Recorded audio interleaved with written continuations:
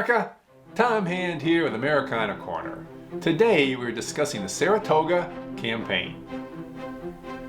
Following the failed American invasion of Canada in 1776, British General Guy Carleton pursued the retreating Continentals as far south as Fort Ticonderoga.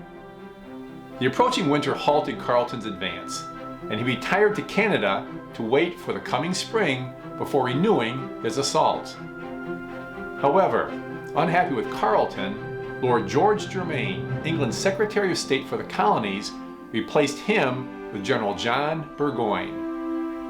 Burgoyne, known as Gentleman Johnny, had developed a great plan to defeat the Continental Army.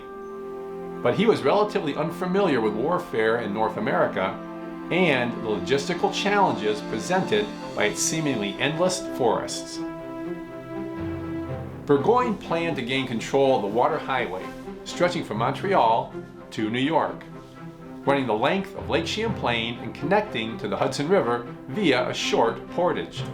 If successful, this plan would split New England off from the other colonies, thus allowing the British Army to defeat the two rebellious sections one at a time.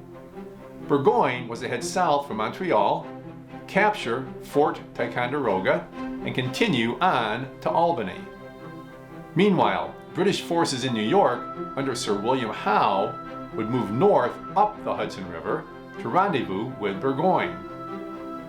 To further divide and confuse the American army, Burgoyne's plan also called for a third British force to sweep east from Lake Ontario to the Mohawk River Valley and then onward to Albany.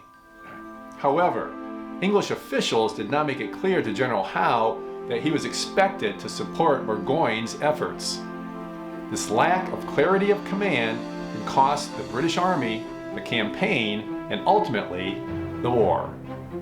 Next week, we'll discuss Burgoyne's advance to Fort Ticonderoga. Until next time, may your love of country lead you.